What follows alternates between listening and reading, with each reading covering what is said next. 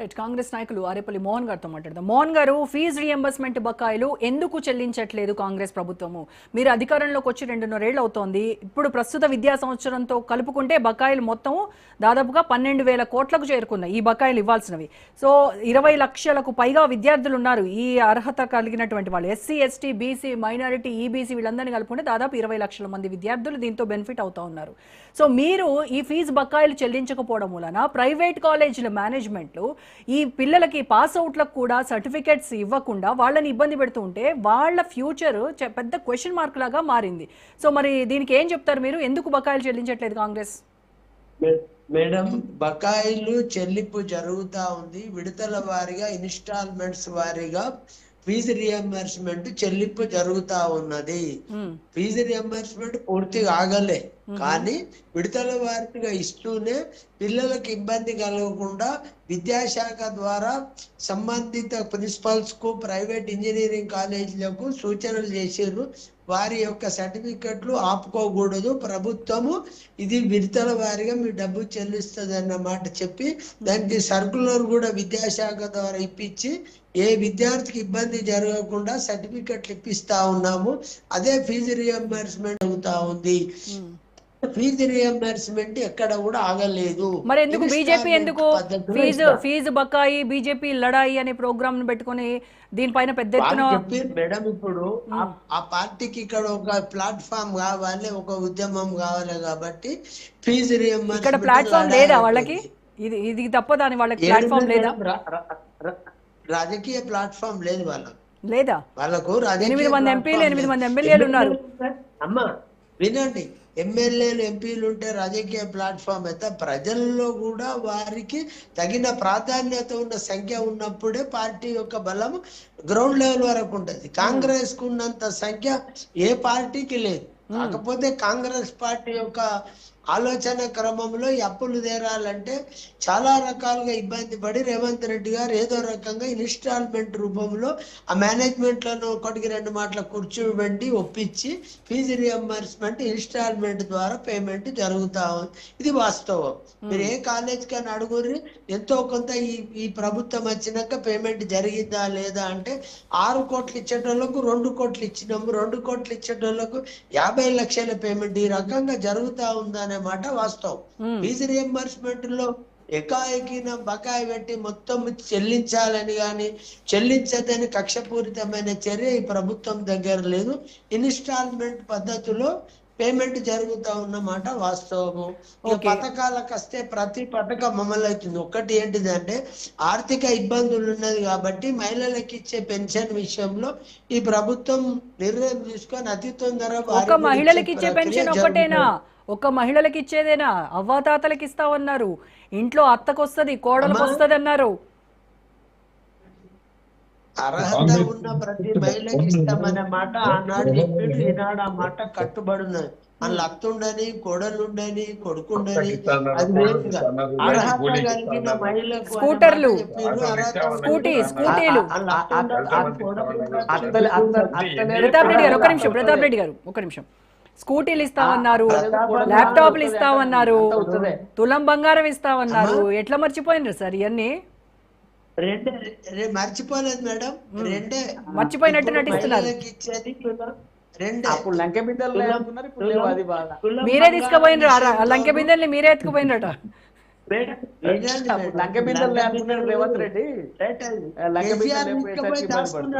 అదే కేసీఆర్ తీసుకుపోయి ఆ జన్వాడ ఫామ్ హౌస్ లో దాచినట్టున్నాడు, ప్రతాప్ రెడ్డి తీసుకుపోయి ఇచ్చినట్టున్నాడు.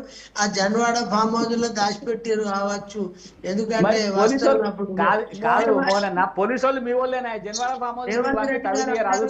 సెక్రటేరియట్ కట్టేటప్పుడు లంక బిందెలు అన్నమాట మీరు గుర్తు చేసిరు, సంతోషం. ఆ లంక బిందెలు ప్రతాప్ రెడ్డి గారి ద్వారా జన్వాడ ఫామ్ హౌస్ లో దాచి ఉండవచ్చని ప్రజలు అనుకుంటారు, నేను కూడా అనుకుంటాను. ప్రతాప్ రెడ్డి గారు ఒక నిమిషం.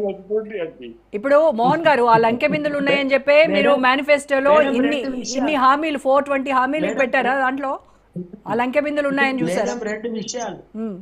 రెండు విషయాలు విద్యాపరంగా ఈ రోజు దేశవ్యాప్తంగా పేపర్ లీకేజ్ విషయంలో ప్రపంచవ్యాప్తంగా ఏమంటారు విద్యార్థులు చేసిన ఉద్యమం కానీ వారు దర్శించిన తీరును ప్రపంచమంతా శ్లాఘిస్తుంది. ఒక బీజేపీ ప్రభుత్వం బీజేపీ నాయకులే తప్పు పడతా ఉన్నారు.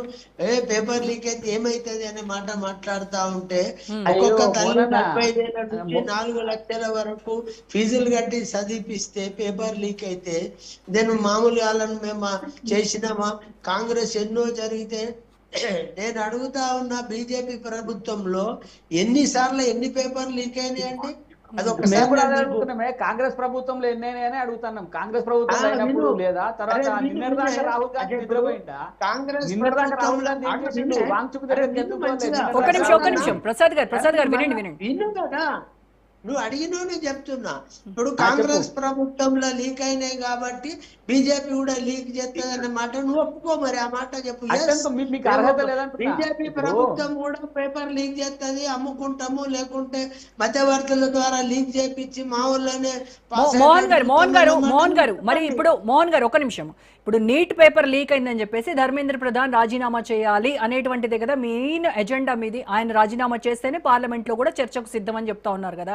మరి యూపీఏ హయాంలో జరిగినటువంటి పేపర్ లీకేజ్లకు అప్పుడున్నటువంటి విద్యాశాఖ మంత్రులు ఎంతమంది రిజైన్ చేశారు? మీకు చెప్పన్నా మేడం? చెప్పండి. ఇప్పుడు ఒకసారి రైల్వే సంఘటన జరిగినప్పుడు రైల్వే ఉన్నప్పుడు రాజీనామా చేసి పేపర్ లీకేజ్ల గురించి చాలా మంది పేపర్ లీకేజ్ గురించి వినండి మేడం. చాలా మంది కేంద్ర మంత్రులు కాంగ్రెస్ ప్రభుత్వంలో వారి శాఖలో జరిగిన అవినీతి అని పేపర్లు వస్తేనే రాజీనామా చేసిన సంఘటనలు ఉన్నాయి. వారిని ఎవరు కూడా డిమాండ్ చేయలే, ప్రతిపక్షం అడగాలి. అప్పుడు బీజేపీకి సంఖ్యనే లేదు ఈ దేశంలో. అన్నాడు బీజేపీకి సంఖ్యనే లేదు, అడిగే శక్తి కూడా ఆ రోజు లేదు. అయినా కానీ ప్రజాస్వామ్యాన్ని నమ్మి ప్రజాస్వామ్యం మీద గౌరవం మీద రాజీనామా చేసిన సంఘటన కోకొల్లు నైతిక బాధ్యత వహించి ఇవాళ ఏమైందని మేడం?